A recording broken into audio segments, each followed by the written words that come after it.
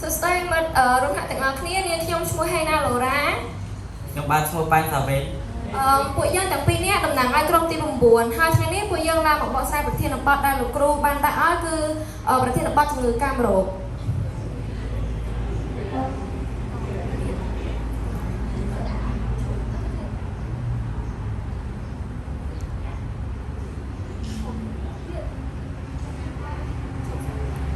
ទាំងអស់នេះគឺជាសមាជិកក្រុមរបស់ពួកយើងប្រធានបទជំងឺកាមរោគកាមរោគគឺជាជំងឺឆ្លងតាមរយៈការរួមភេទគ្រប់ប្រភេទអញ្ចឹងពួកយើងប្រហែលជាអាចនឹងឆ្ងល់ថាកាមរោគវាអាចកើតឡើងដោយសារការរួមភេទបែបណាឬក៏យ៉ាងណាដូច្នេះពួកយើងទាំងពីរនាក់នឹងនាំជូននៅការបកស្រាយទាំងអស់នេះឲ្យអ្នកទាំងអស់គ្នាការរួមភេទដែលបង្កឲ្យមានជំងឺកាមរោគមានដូចជាការរួមភេទដោយមិនបានការពារការរួមភេទដោយមិនបានការពារនោះមានន័យថាម៉េចឧទាហរណ៍ថានៅពេលដែលបុរសនិងស្ត្រីបានផ្សះសន្តិវៈជាមួយគ្នាប៉ុន្តែពួកគាត់មិនបានប្រើស្រោមឬក៏វិធានការត្រឹមត្រូវនៃការប្រើប្រាស់ឬក៏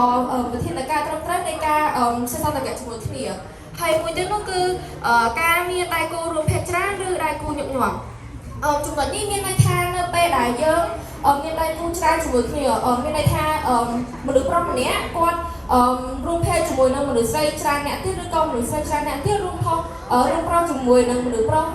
ផ្សេងទៀតដែលមិនមានការការពារត្រឹមត្រូវហើយនឹងការរួមភេទតាមមាត់ពួកយើងក្មេងៗបែបប្រហែលជាឃើញត្រូវអត់ដោយឧទាហរណ៍ថាមនុស្សប្រុសឬក៏មនុស្សស្រីចង់ក៏យកមាត់របស់គាត់នឹងទៅរួមភេទជាមួយនឹងប្រដាប់ភេទរបស់ស្ត្រីឬក៏រស់ណាផ្សេងទៀតបាច់ញាក់ផ្អើលពួកយើងណាក៏ដឹងដែរការរួមភេទតាមស្វីបឬតាមរុនទូត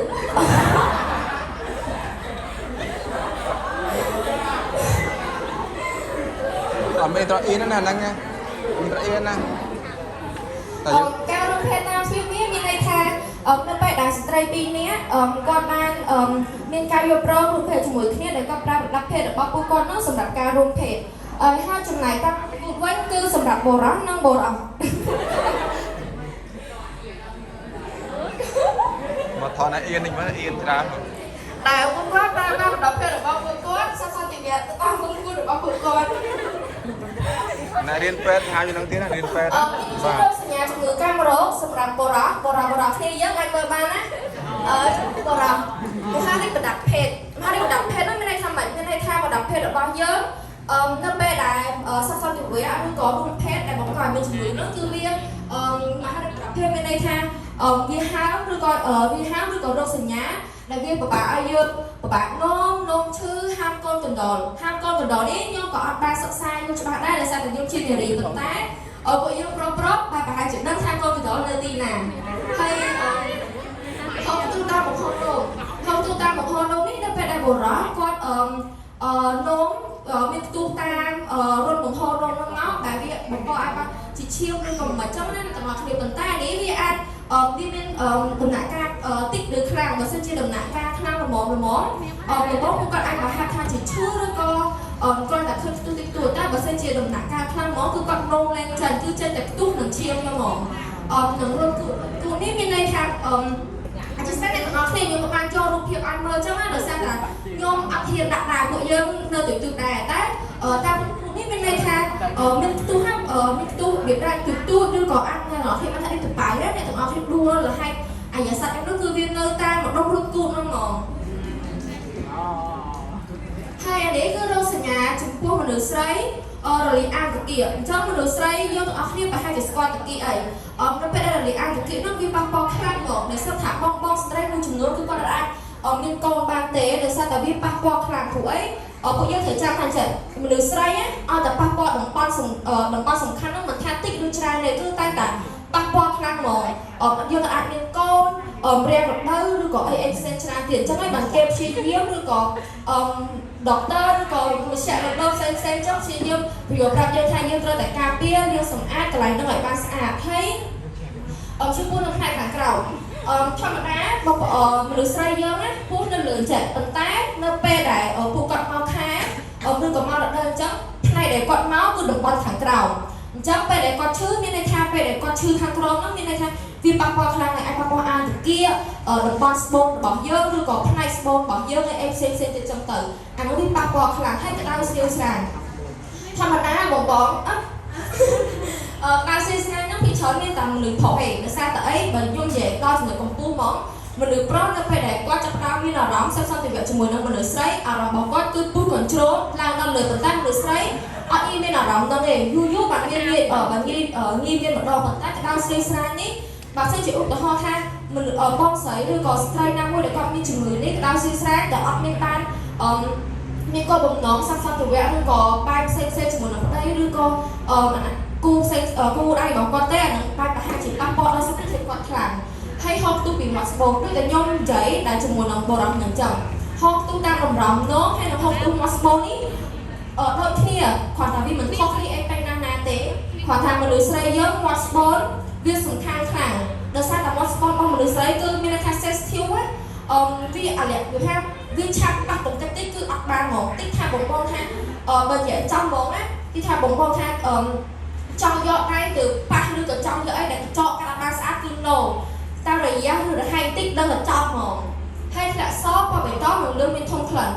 នោះបងអាចឃើញអត់ពណ៌សដែលខ្ញុំកាន់ដាក់ដែលខ្ញុំដាក់រូបហ្នឹងហ្នឹងគឺជាធ្លាក់សតែនេះវាគ្រាន់តែជារូបពណ៌សប៉ុន្តែស្ត្រីជាច្រើនអ្នកទៀតដែលបានជួបប្រទះនឹងការធ្លាក់សដែលមានពណ៌បៃតងលឿននឹងមានធំក្លិនដែលពណ៌សនេះយើងអាចនិយាយថាដំណាក់កាលទូចចាស់តែបើសិនជាអ្នកខ្លះទៀតគាត់ធ្លាក់ដែរថាពណ៌បៃតងពណ៌លឿងពណ៌ខ្មៅអានោះគឺត្រូវតែទៅមជ្ឈមណ្ឌលដើម្បីពិភាក្សាជាមួយនឹងអ្នកគ្រូឬគ្រូពេទ្យដែលខ្លាំងមិនទាន់ហ្មងហើយនេះគឺជាផលវិបាកខ្ញុំបានលើករូបផលវិបាករបស់មនុស្សប្រុសមកដោយសារតែបានបង្ហាញថាស្លាយយើងទូតែហើយយើងទៅសេច្រើនដែរអញ្ចឹងនេះគឺជាផលវិបាកដែលអាចឆ្លងពីម្ដាយទៅកូននៅក្នុងផ្ទៃមានន័យថានៅពេលដែលស្ត្រីនិងបុរសដែលគាត់ផ្សព្វផ្សាយជាមួយគ្នាហើយបន្តមកទៀត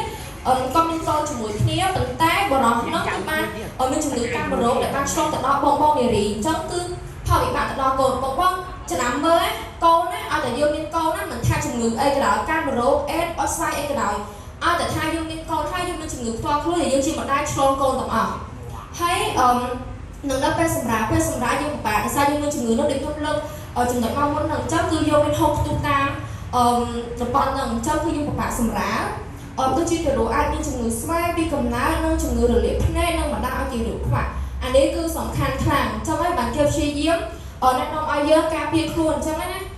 ហារីម៉ូស្បនជំងឺសេម៉ាមួយចំនួននេះបងខ្ញុំអាចលើកនេះហារីម៉ូស្បនហ្នឹងនេះតំបន់ស្បនរបស់យើងណាហើយនៅកន្លែងគូរង្វង់ហ្នឹងឯងកន្លែងនោះគឺជាដុំមហារីកធម្មតាមនុស្សស្រីយើងពេលដែលមកថាម្ដងគឺវាហូរតាមមកស្បនបែបហ្នឹងហើយវាធ្លាក់ចុះមកក្រោមទេប៉ុន្តែដល់ពេលដែលយើងមានជំងឺបែបហ្នឹងគឺវាអត់មានមករដូវឬក៏អីមកទៀតទេគឺវាតំបន់កន្លែងហ្នឹងវាថាមានមុំគីនៅក្នុងហ្នឹងហើយអានោះយើងពិបាកព្យាបាលខ្លាំងមែនដោយសារតែតំបន់នៅខាងក្នុងហ្នឹងវាពិបាកខ្លាំងបង្ហូរនោមរួមទៅទៀតមានន័យថាពិបាកនោមឈឺនោមទាស់នោមឈាមនោមចេញផ្ទុះនោមមិនចាញ់ហ្នឹងគឺពិបាកខ្លាំងហ្មងដែលយើងជាមនុស្សស្រីមានភាពងាយស្រួលក្នុងការឆ្លងជំងឺអេដនិងជំងឺកាមរោគនេះដូចតែមួយតែមិនខុសគ្នាអីណាពេកទេអេដក៏ខ្លាំងកាមរោគក៏ខ្លាំងដែរបើសិនជាយើងឆ្លងកាមរោគហើយជាបាទអត់ទេកាត់អេរ៉េហើយកាត់អេនេះស្មាតោហ្មងបើយើងមើលមិនជាតិទេទៅហ្មងហើយនេះគឺការបង្កាបរិយានេះមើលមកណាការបង្ការមកចង់នេះមួយគ្នាពេលធំឡើងទៅត្រូវតែប្រើបើថាអត់មានគោលបំណងថាចង់បានកូនឬក៏ចង់ការពារខ្លួនអត់មានជំងឺហ្នឹងទេអូខេនេះពួកយើងប្រហែលបែបស្គាល់ច្រើនហើយប៉ុណ្ណឹងប្រើស្រាមម្នាក់ហើយជំនួសពេលរោងភេទត្រូវតែប្រើបងត្រូវតែប្រើបើសិនជាថាអត់ចង់ប្រើទេឆ្លងជំងឺហ្នឹងបើអ្នកខ្លះទៀតអត់ប្រើគាត់ថាអីប្រើទៅលុយអត់លយអីចឹងណាប៉ុន្តែអត់ដឹងថាពេលដែលយើងអត់ប្រើទៅយើងអាចនឹងមានកូនឬក៏แบบទោះជាអ្នកទាំងអស់គ្នាគាត់ថាចេះអូយអីទៅចាក់ទឹកក្រៅល្អទៅនៅតែមានចឹងបើទោះជាចង់ចាក់ទឹកក្រៅល្អក៏អត់កើតដែរព្រោះថាអីធម្មតាដងស្នប់តែស្នប់ចេញទឹកចាក់តន់ទេហើយជីវិតនៅក្នុងភេទច្រើនអាហ្នឹងក៏យើងអាចនិយាយបានណាអ្នកថាក៏ដោយដែលយើងថាសាវ៉ាមានសង្សារច្រើនហ្នឹងយ៉ាងទីប្រយ័ត្នណាជំងឺនេះសាហាវខ្លាំងណាស់តែទទួលសេវាកម្មធ្វើតេស្តព្យាបាលតេស្តឈាមនិងព្យាបាលភ្លាមបើសិនជាអ្នកទាំងអស់គ្នាមានអាការៈអត់ស្រួលដូចខ្ញុំនិយាយមិញទេឬក៏មិនយើងត្រូវតែទៅព្យាបាលភ្លាមព្រោះថាធម្មតាបើសិនជាជំងឺខ្លះមាននៅដំណាក់កាលទី1អត់អីទេបើឡើងដល់ដំណាក់កាលទី2ទី3ឬក៏ឡើងដល់ខ្ពស់ជាង យើងអាចព្យាបាលវាបាននៅយូរក្នុងពេលហើយហើយនេះសម្រាប់ព្យាបាលប្រសិនបើអ្នកណាមិនថាយើងមិនថាបងប្អូនយើងពូមីងអ្នកជិតខាងអីទេគឺថាយើងអ្នកស្គាល់គ្នាដែលគាត់មានជំងឺបែបហ្នឹងយើងត្រូវតែឲ្យគាត់ទៅមជ្ឈមណ្ឌលការមរងនិងសារស្បែកឬតាម clinic តែបើសិនជាថាអត់មាន clinic ទេនៅម្ដុំផ្ទះយើងនៅម្ដុំផ្ទះជនបទអញ្ចឹងអត់អីទេឲ្យទៅពេទ្យទៅបើសិនជាយើងពិភាក្សាជាមួយគេហើយអូខេជំងឺរបស់យើងនៅដំណាក់កាលធម្មតានៅដំណាក់កាលទៀតគេអាចព្យាបាលបានតែបើសិនជាថាជំងឺនោះវាដំណាក់កាលខ្ពស់គេអាចបញ្ជូនយើងទៅពេទ្យនៅទីក្រុងអីចឹងណាហើយដែលមាននៅតាមខេត្តស្រុកឃុំដែលយើងនៅជិតផ្ទះឯកសារយកសិភៅអប់រំសុខភាពខ្ញុំបានដកស្រង់ក្រុមសារវិទ្យាទាំងអស់នេះតាមសិភៅដែលលោកគ្រូសេចូលគោរពហើយនឹង Google ហើយនឹង ChatGPT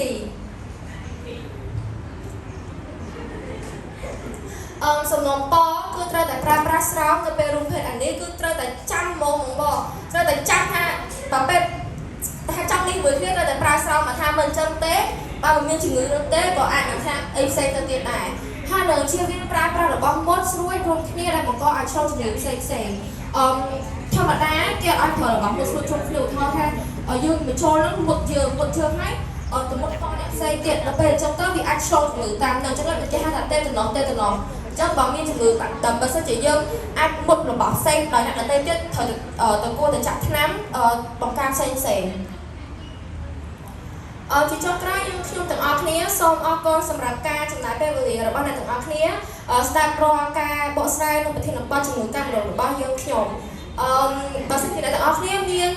ការងឿងឆ្ងល់កន្លែងណាឬក៏ចង់សាកសួរសំណួរពួកខ្ញុំអាចសួរបាន អរគុណច្រើនណា